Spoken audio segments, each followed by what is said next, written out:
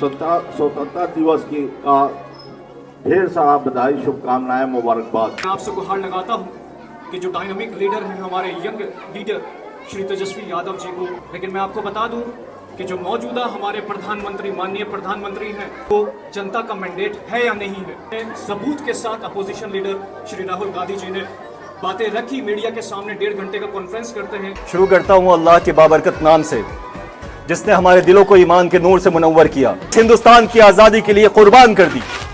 बात हो अशफाकुल्लाह खान की या फिर एकता की पहचान मौलाना आजाद की, हंसते हुए फांसी पर चढ़ जाने वाले भगत सिंह की।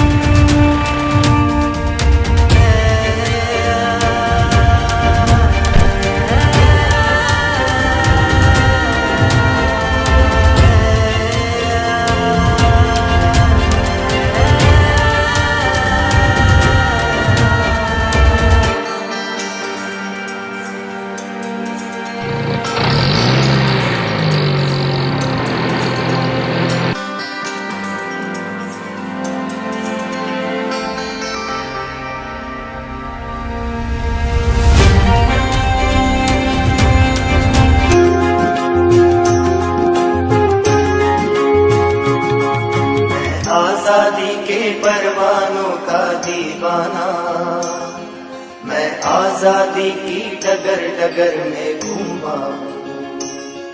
मैं आजादी के परवानों का दीवाना, मैं आजादी की डगर डगर में घूमा।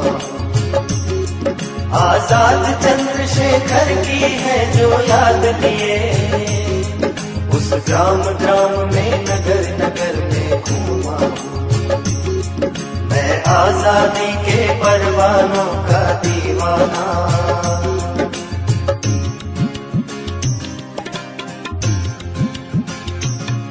कंकड़ पत्थर गलियों चौराहों को मैंने उस महाबली की याद संजोते देखा है। कंकड़ पत्थर गलियों चौराहों को मैंने उस महाबली की याद संजोते देखा है, जिनसे उसके जीवन की गाथा जुड़ी हुई। उन वृक्षों को भी मैंने रोते देखा है। ठीक है ना, इस बार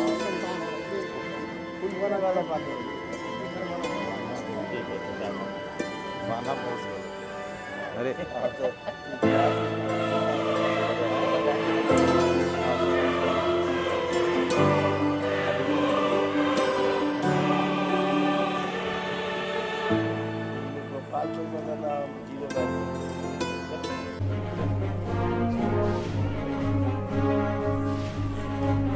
ऊपर के रिकॉर्ड में खुलेगा।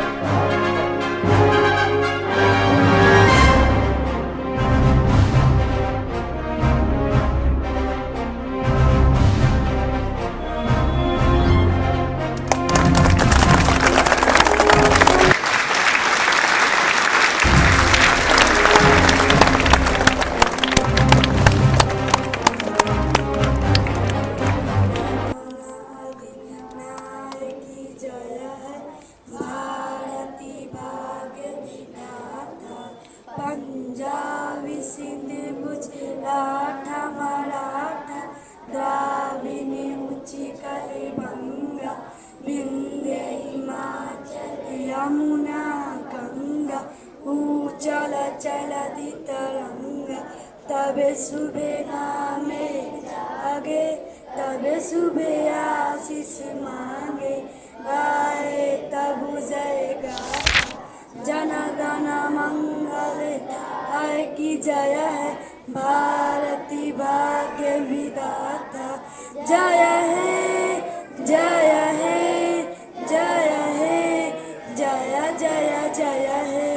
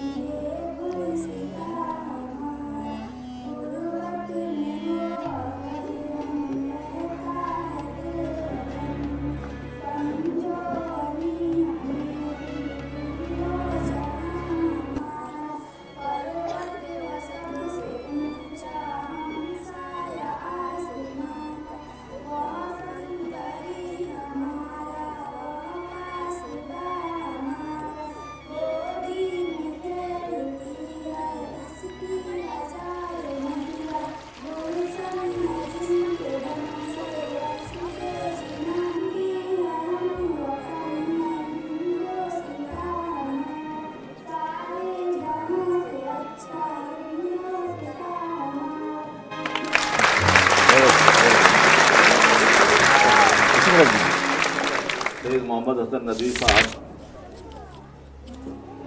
बानी मदरसा इस्लामिया ज़ोरुल उलूम, नायब सेक्रेटरी अंजुमन इस्लामिया मोतीहारी मदरसा इस्लामिया ज़ोरुल उलूम, जनाब मारूफ हसन साहब सेक्रेटरी तहरीक वतन, जनाब डॉक्टर शाहरुख हसन साहब जिला अध्यक्ष राजद चिकित्सा प्रकोष्ठ, जनाब मुमताज अहमद साहब मथुरापुर,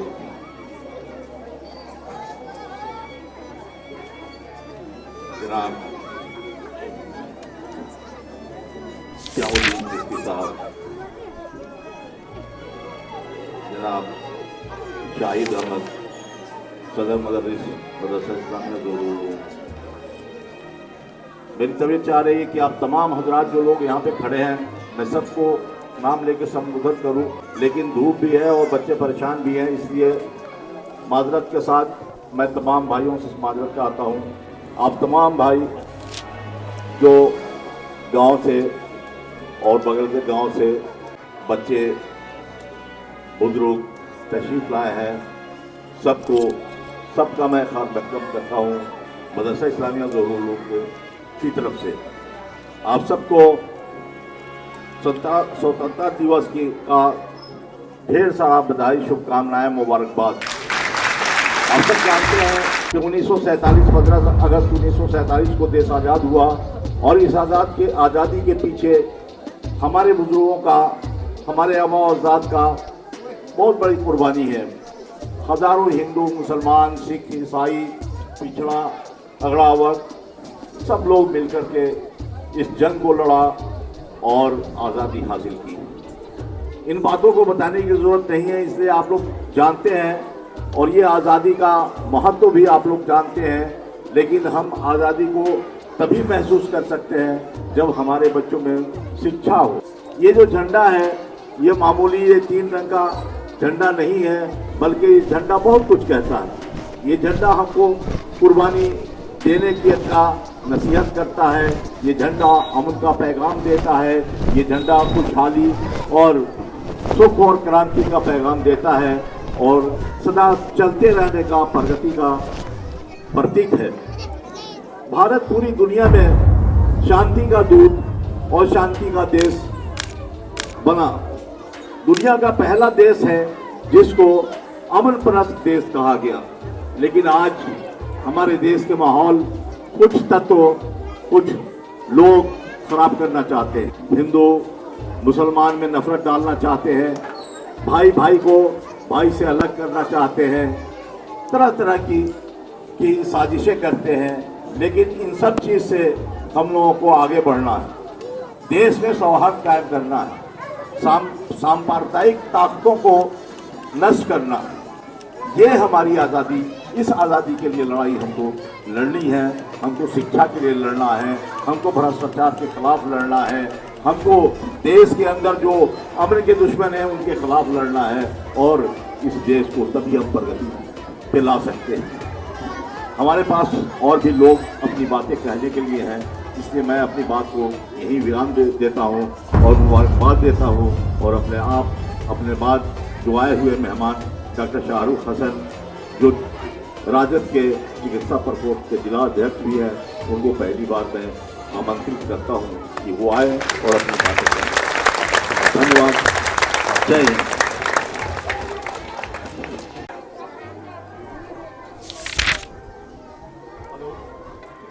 मदरसा इस्लामिया ज़ोरुल उलूम के सेक्रेटरी जनाब महमूद हसन साहब, फाउंडर मेंबर जनाब सैयद मोहम्मद हसन साहब, जॉइंट सेक्रेटरी जनाब आफ्ताब हसन साहब, यहाँ मौजूद मुमताज़ हसन साहब, तंजीम तहरीक वतन के सचिव जनाब मारूफ हसन साहब, मदरसा इस्लामिया ज़ोरुल उलूम के असातिज़ा कराम, बुज़ुर्गों, भाइयों और मेरे बच्चों, इस मंच से जहाँ तक मेरी आवाज़ जा रही है, पूरे बिहार प्रदेश को और देश की जनता को 15 अगस्त को मुबारकबाद पेश करता हूँ।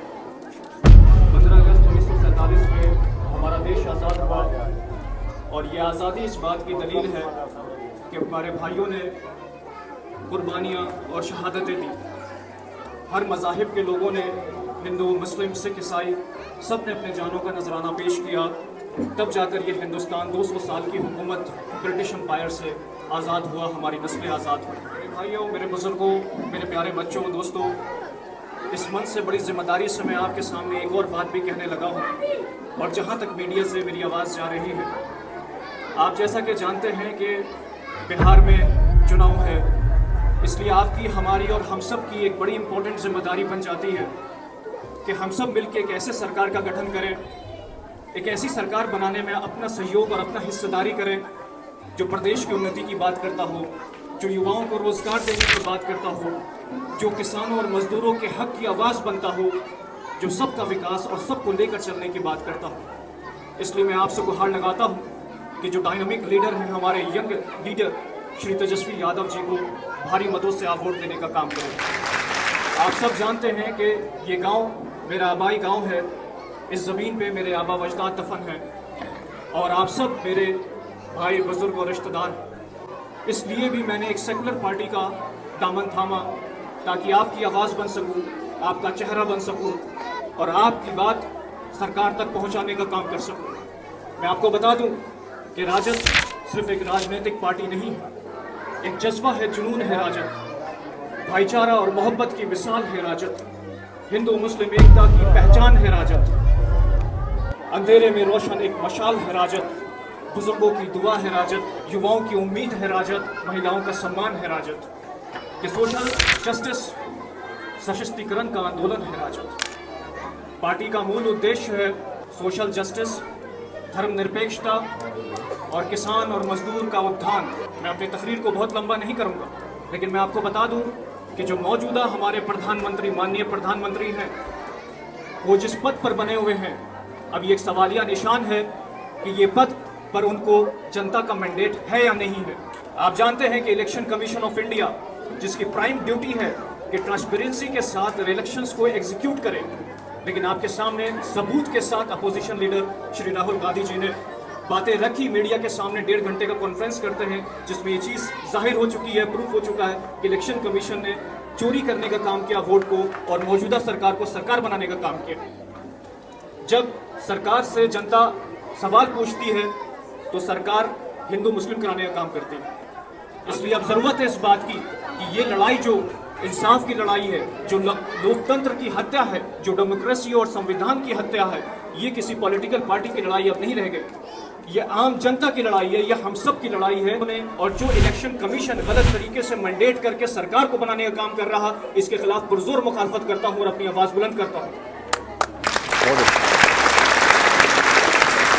मैं आपको कह दूँ मेरे भाइयों कि जब भी, जहाँ भी, जिस भी खत्ते से आवाज़ दी जाए, आप ज़रूर सबूत दीजिएगा कि आप बाकी हैं, आप जिंदा हैं, आपका ईमान जिंदा है। और भी लोग हैं हमारे बीच बोलने वाले, मैं अपनी बात को बहुत लंबा नहीं करूंगा और मैं बस अपनी बात को ख़त्म करने लगा हूं। मैं आपसे ये कहता हूं कि कभी अर्श पर, कभी फर्श पर, कभी उनके दर, कभी दर बदर, गमे आशिकी तेरा शुक्रिया, मैं कहाँ कहाँ से गुजर गया। जय हिंद, जय भारत।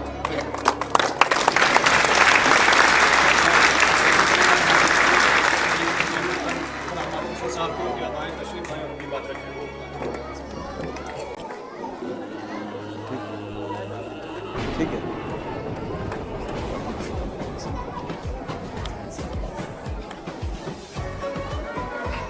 शुरू करता हूँ अल्लाह के बाबरकत नाम से, जिसने हमारे दिलों को ईमान के नूर से मुनव्वर किया और जिसने हमें मोहम्मद सल्लल्लाहु अलैहि वसल्लम का उम्मती बनाया। मेरे भाइयों, इज्जतदार शहरियों, भारत के सम्मानित नागरिकों, प्यारे बच्चों, आज हम आज़ाद हिंदुस्तान के नीले आसमान के तले खड़े हैं। हमारा तिरंगा शान से लहरा रहा है, जो हमारी आज़ादी की गवाही दे रहा है, और इसके लिए हम अल्लाह तबारक ताला के शुक्रगुजार हैं। और शुक्रगुजार हैं उन तमाम जाबाज क्रांतिकारियों की जिन्होंने अपना जान, जिन्होंने अपनी रूह इस हिंदुस्तान की आज़ादी के लिए कुर्बान कर दी। बात हो अशफाकुल्लाह खान की, या फिर एकता की पहचान मौलाना आजाद की, हंसते हुए फांसी पर चढ़ जाने वाले भगत सिंह की, या फिर अंग्रेजों से लोहा लेने वाले सुभाष चंद्र बोस की, हिंदू मुसलमान ने भाइयों की तरह मिलकर इस जंग आजादी में शिरकत किया, अपनी जान दी, अपना परिवार दिया, अपनी दौलत दी, अपना सब कुछ लुटा दिया, तब जाके हिंदुस्तान के आजादी का सुनहरा ख्वाब हमें हासिल हुआ है। 15 अगस्त ये सिर्फ एक तारीख नहीं है, बल्कि हम हिंदुस्तानियों की दिल की धड़कन है। ये सिर्फ एक तारीख नहीं है, बल्कि इंसाफ पसंद हिंदुस्तानियों की पहचान है, उन तमाम हिंदुस्तानियों की जो मजलूमों के हक के लिए डटे रहते हैं। तहरीक वतन ये उसी जज्बे का एक कड़ी है।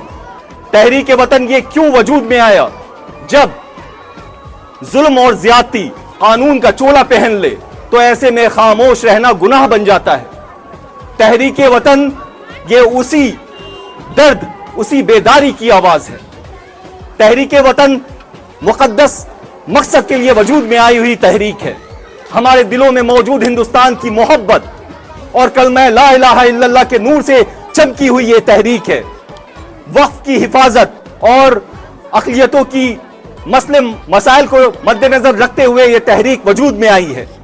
वक्फ के मुताल्लिक भी चंद बात आप सबको कह दूं, हालांकि आप बखूबी उसके बारे में जानते हैं कि वक्फ ये अल्लाह का हुक्म है, ये नबी का तरीका है, ये हमारे असलाफ की पहचान है। वक्फ की जायदाद ये हम मुसलमानों के आबा अजदाद ने अल्लाह के नाम पे दीनी और फलाही काम के लिए दिया, ताकि गरीबों की मदद की जा सके, ताकि नौजवानों को तालीम दी जा सके, ताकि मस्जिद मदरसा खानकाह की खिदमत की जा सके।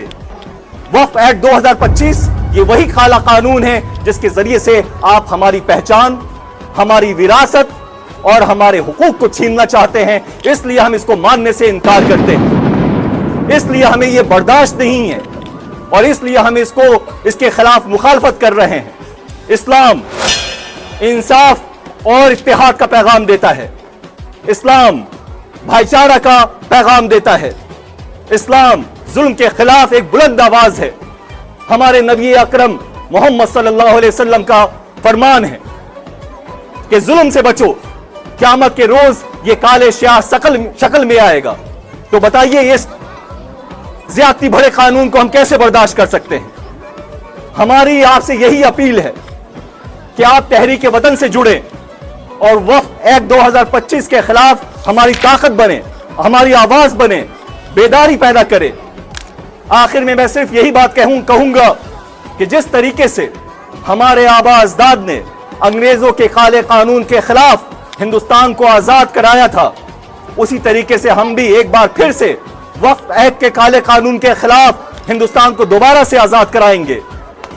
हर घर इंशाअल्लाह, हर घर, हर गांव, हर मंदिर, हर मस्जिद से यही आवाज आए, इनकलाब जिंदाबाद, हिंदुस्तान जिंदाबाद, संविधान जिंदाबाद। शुक्रिया, बहुत बहुत शुक्रिया।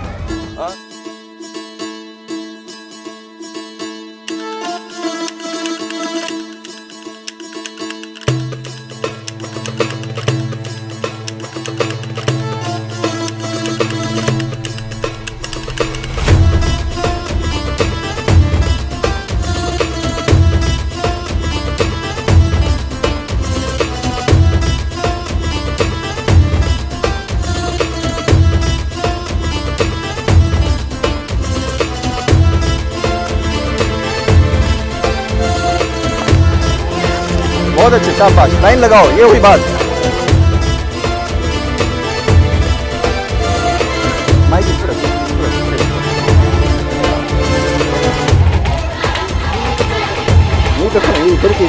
में किसी भी वक्त आके आप लोग ले लीजिएगा।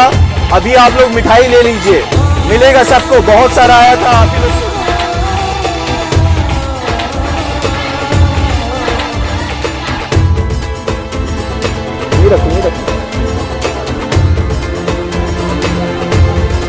आप ही लोग के लिए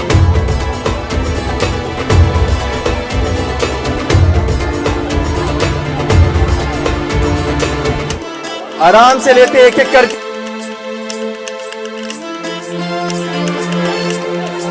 देखो बाबू, आराम से सबको मिल जाएगा। जो लोग सुकून से खड़े हैं सब लोग को एक एक करके कॉफी भी मिठाई भी